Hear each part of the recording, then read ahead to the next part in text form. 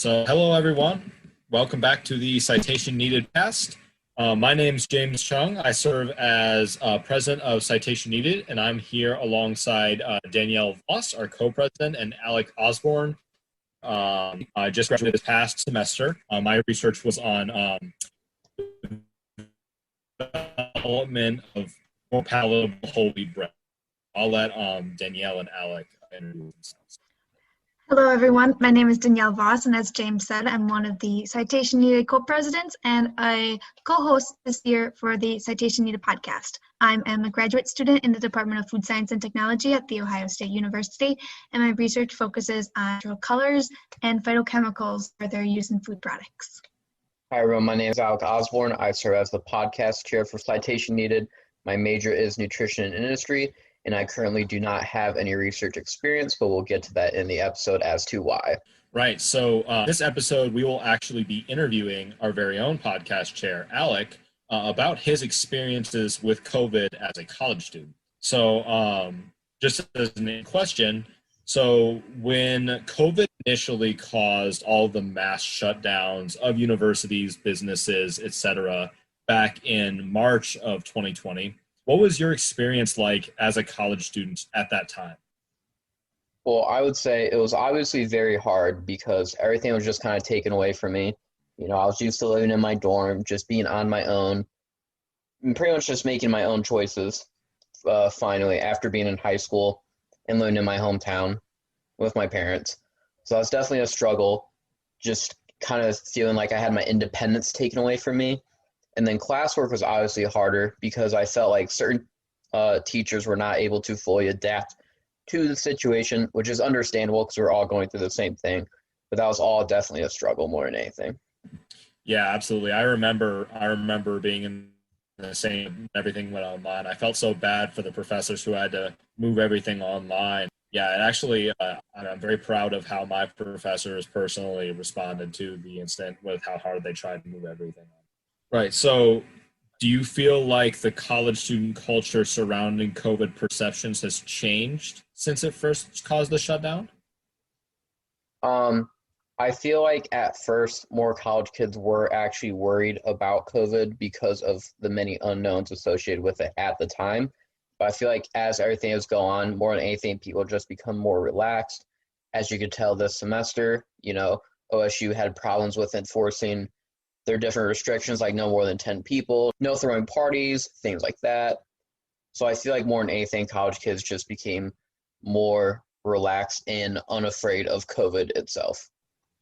So, Alec, as we've now finished our first semester here back from COVID, how do you feel the university has handled going to the hybrid mode or some in-person, some online classes? How did that work with your learning, and how did you enjoy it, or what were the challenges you faced? I feel like it did depend on the teacher because I did have some teachers who initially said, you know, originally my course was very low technology. It was all in person, taking hand notes, and then those teachers are now forced to actually use technology. So you could tell when they struggled. But then again, I had other teachers who had taught online courses before, so they knew how to adapt the material to better fit the students' engagement. Now, I say my biggest problem would always just be when it was unclear on what material we should actually ingest and which material was, I guess you could say, optional, because some classes would be like, now we're having a Zoom meeting and you don't have to show up, but we're not recording it, but it has important material on it. So that was always a struggle. But I feel like most teachers did a good job of just saying, here's the material, watch the slideshow, take the notes, and then if you have questions, come to office hour. So I'd say for the most part, it was a better experience than I would have imagined or what it was like last semester. Yeah, some of the professors really put a lot of work into moving it online. I think that really needs to be recognized, especially with the quickness of the situation. It happened really, really fast. So I commend a lot of the professors with how much work they put on there. Oh yeah, for sure. So this is more of a personal question relating to your experiences, but have you personally contracted COVID? And if you did, like, what was your experience during that time period? I'm hearing a lot of conflicting reports between different people on severity of their symptoms and that sort of thing. So what was your experience? Yeah, so I did contract COVID-19 October 10th on that day, I've always been very careful wearing my mask, not going out in big crowds, but I was in a situation where there was a lot of people and masks were optional. So I kind of had a feeling, oh, this probably isn't going to end well. Like, this, if I do get COVID, it's definitely going to be from this place, which ended up being true because I got my random COVID test from the university on October 13th. That's a Tuesday. And I got the results back the next day. Now, luckily, I had 2 exams that week. So that entire weekend, I was just in my room studying. So I wasn't around my roommates a lot. So I didn't get any of them sick. So I'm grateful for that. So yeah, I tested positive October 13th. So 5 days after my hypothetical exposure, October 15th, that's when I started feeling my symptoms. Now, my symptoms were extreme fatigue, headache, sore throat, and then I had really bad muscle cramping. So anyone here who's an avid exerciser, it kind of felt like if you got a pump, but without your muscles feeling full, so they're just cramping up and just pretty much hurting. And then I had a headache, which I've never experienced before, where it felt like on the back of my head, someone was just kind of squeezing my head.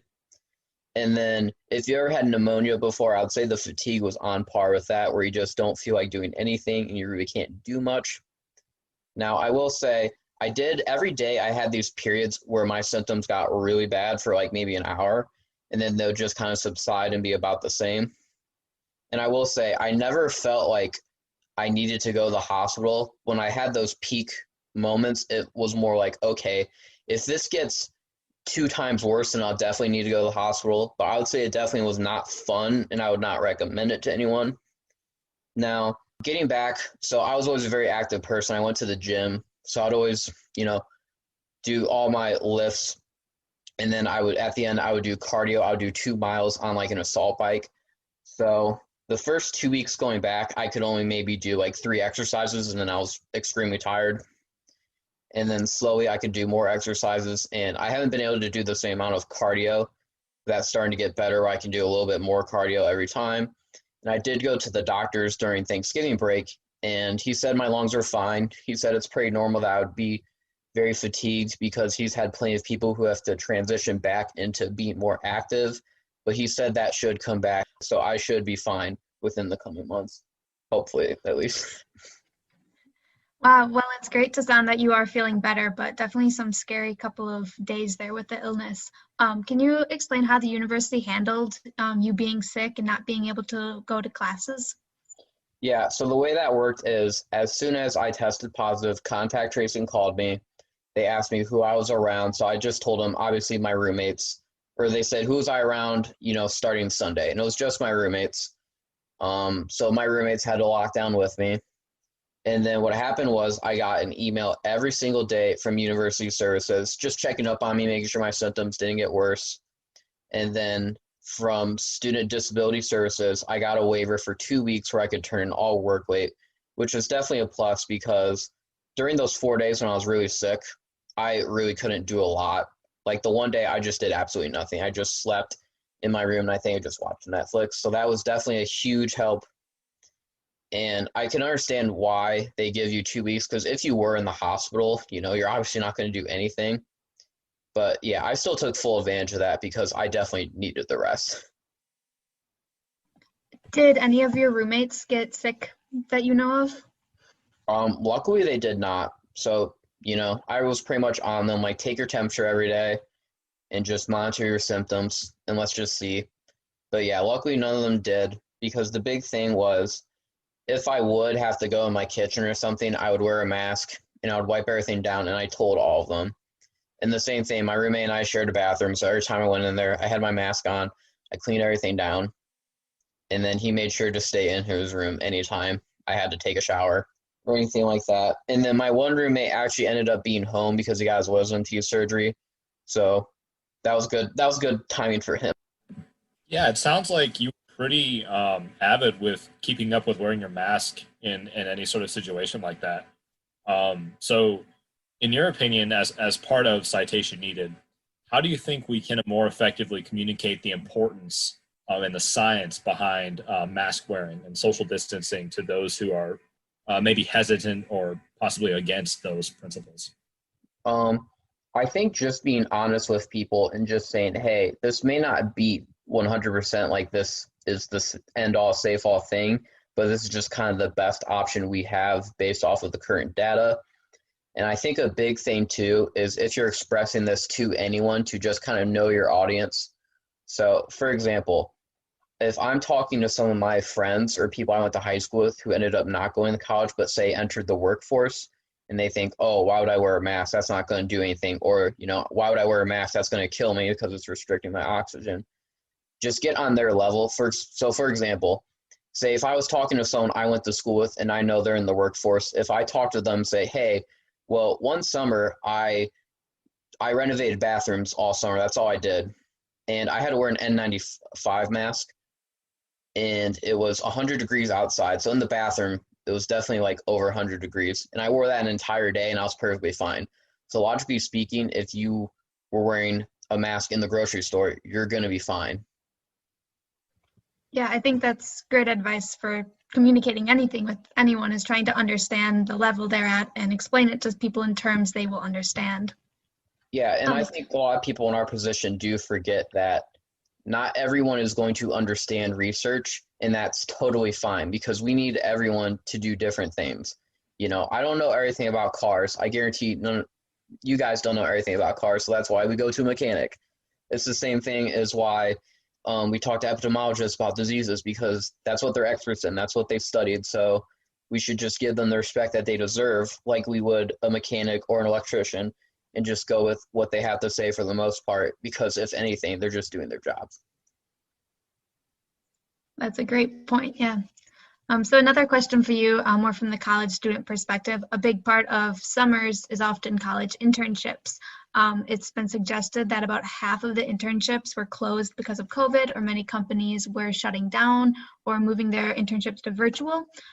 Did this impact you, and how were you able to still get that experience even with the shutdown this summer?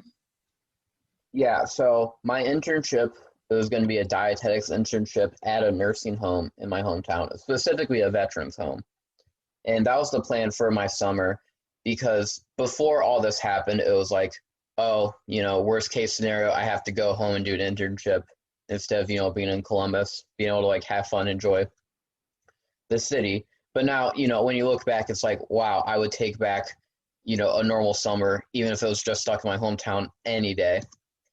It definitely was a struggle because I was very worried, like, what am I going to do now? But thankfully, my friend's dad, he needed help at his company, and I can't disclose exactly what we did there, but the skills that I picked up there can definitely apply to future work that I may have that involves building things or just the whole process of how some product gets out the door.